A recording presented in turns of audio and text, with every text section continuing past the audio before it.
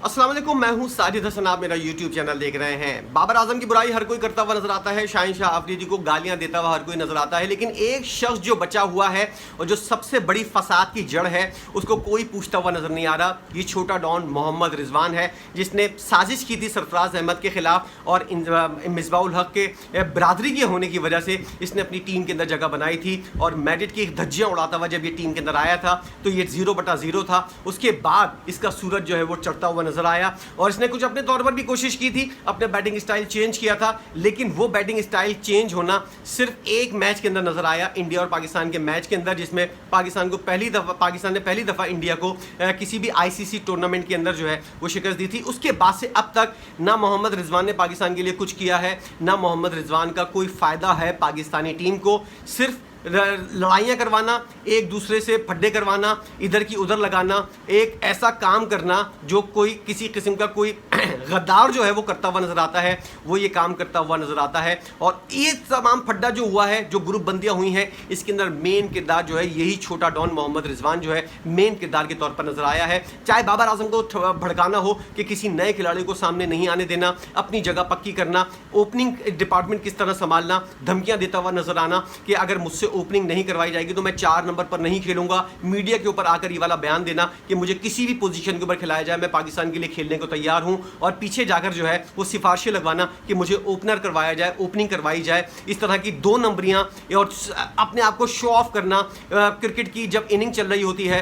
अपने क्रैम्प पड़ने के बहाने करना, उसके बाद वीडियो इंटरव्यू देते हुए ये बयान देते हुए नजर आना कि बाज़ दफ़ा मैं ड्रामे करता हुआ नजर आता हूँ, अपनी इज्जत और पाकिस्तान की इज्जत को मिट्टी के अंदर मिलाता हुआ ये शख्स नजर आया है। इसने इतना नुकसान पहुंचाया है पाकिस्तान की बैटिंग डिपार्टमेंट को खास तौर पर और ओपनिंग डिपार्टमेंट को कि इसकी वजह से कोई अच्छा ओपनर जो है वो कभी भी सेट होता हुआ नजर नहीं आया। उसके ना मेन किरदार बाबर आजम का है, लेकिन इसका किरदार जो है वो भी किसी से ढका छुपा नहीं है। शाहिन आफरीदी को भड़काना हो या बाबर आजम के खिलाफ किसी और को करना हो, कोई ग्रुप बंदी करनी हो, इसका मेन किरदार टीम के अंदर नजर आता है। और ये वो छुपा रुस्तम है जिसकी कभी कोई पकड़ नहीं होती, कभी कोई सवालात नहीं होते इससे, ना ही कहीं इसका कोई नाम आता है। ये वो छुपा रुस्तम है जो हमेशा पीठ पीछे से काम करता है और सामने अच्छा बनता हुआ नजर आता है, तस्वीरें खिंचवाता नजर आता है और अपने आप को शो ऑफ करता हुआ नजर आता है। अटेंशन सीकर ये शख्स जो है ये हमेशा पाकिस्तान की टीम के अंदर खेलता हुआ पाकिस्तान को नुकसान पहुंचाता हुआ नजर आएगा। कभी भी इसने जो फायदा है वो कभी भी नहीं पहुंचाया। एक ऐसे मौके के ऊपर जब आपको बुमराह का पूरा ओवर जो है, आखिरी ओवर जो है उसके कोटे का उसको आपने गुजारना था, आप एक जाहिलाना शॉट खेलकर आउट हो गए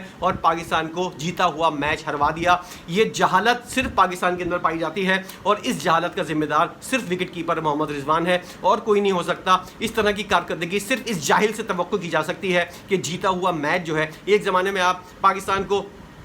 इंडिया के खिलाफ मैच जितवा रहे थे, उसके अंदर मेन किरदार अदा कर रहे थे, और एक वक्त ऐसा आया 4 साल के बाद, एक वक्त ऐसा आया कि आपने इंडिया के खिलाफ ही पाकिस्तान को हरवाने के अंदर मेन किरदार अदा किया। वो नाम सिर्फ मोहम्मद रिजवान छोटा डॉन है और इसी की वजह से अब आप देखिए सारी गालियां, सारी लानतें, सब कुछ जो है वो बाबर आजम को और शाहिन आफरीदी को पड़ रही हैं। इसका मेन किरदार जो है ये जो आपस में इन दोनों की जो चपखलिश हुई है, जो फड्डे हुए हैं, जो दिल बुराइयां हुई हैं, जो दिलों के फासले पैदा हुए हैं, ये करवाए किसने हैं? जो शख्स है उसका कोई नाम लेने को तैयार नहीं है और ये शख्स अभी खामोश नहीं बैठेगा और लोगों के मुस्तकबिल भी तबाह करेगा। सऊ शकील का टीम से बाहर निकालना हो, अब्दुल्ला शफीक को आगे नहीं आने देना हो, या कोई और मोहम्मद हारिस जैसे खिलाड़ी को जो है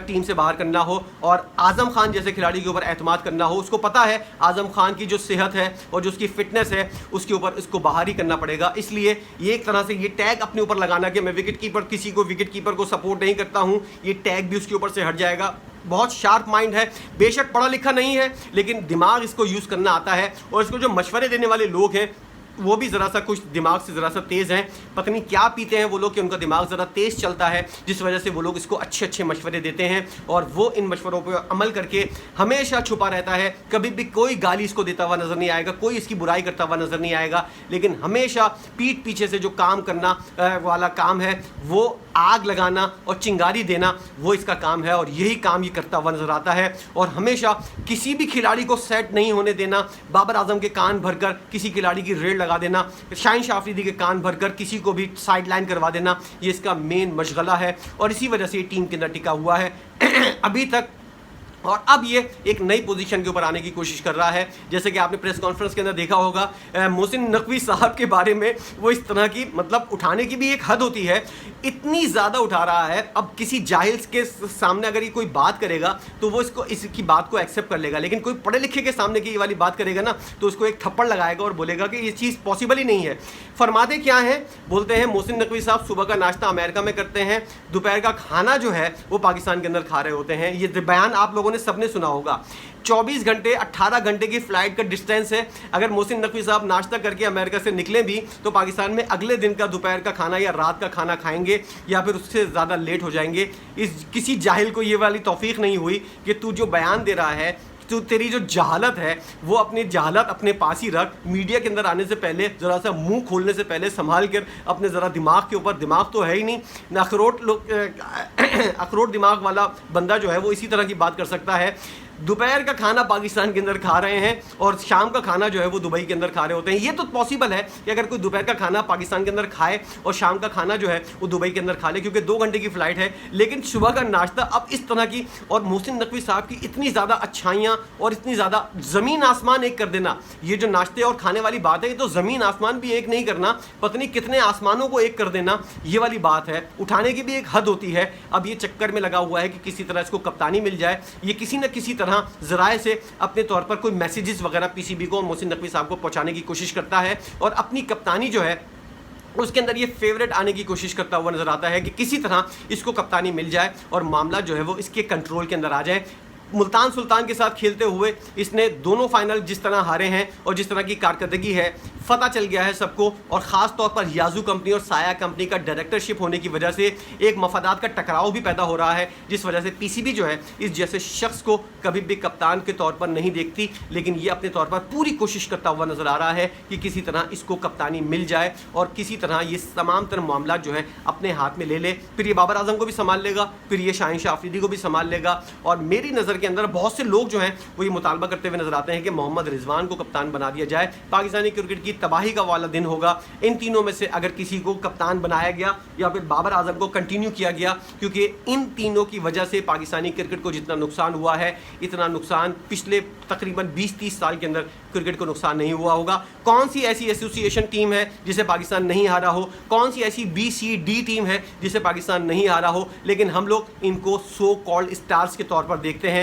और पाकिस्तान के अंदर इन लोगों को इज्जत मिल रही है जो इतनी मेहनत करते हैं डोमेस्टिक क्रिकेट के अंदर, जो इतनी मेहनत करते हैं अपनी टीम के अंदर खेलते हुए लीग्स के अंदर, चाहे PSL हो चाहे कोई और सी लीग्स हो, उन लोगों की इतनी इज्जत नहीं होती। पता नहीं कौन सी गीदड़ सिंगी इन लोगों के पास कि इन लोगों ने जो है शायद पैसा चलाते हैं जिसकी वजह से इन लोगों की इतनी मार्केट वैल्यू बन चुकी है नेट की हद तक, और सोशल मीडिया टीम्स जो इन लोगों ने रखी हैं उसकी हद तक तो इन लोगों का कोई ना कोई वैल्यू बनती हुई नज़र आती है। लेकिन पीसीबी के अंदर इन लोगों की जितनी वैल्यू बनी हुई है और पीसीबी सोचता है कि इन लोगों को अगर कोई ओहदा हटाना है या फिर लगाना है या इन लोगों के बारे में कोई भी ड्रॉप करने का फैसला होता है तो पीसीबी यकीनन तौर पर सोचता है, किसी और खिलाड़ी के मुकाबले में इन लोगों के बारे में ज़्यादा सोचता है। इतनी ख़राब परफॉर्मेंस के बावजूद इन लोगों को इतना कुछ मिल रहा है, मुझे हैरत है। अगर आपके पास इस बारे में कोई जवाब है तो आप मुझे बताइएगा कि क्यों इन लोगों को इतना ज़्यादा जो है वो VIP प्रोटोकॉल मिलता है। ख़राब परफॉर्मेंस, नाकिस परफॉर्मेंस, घटिया परफॉर्मेंस के बावजूद इन लोगों को क्यों इतना ज़्यादा जो है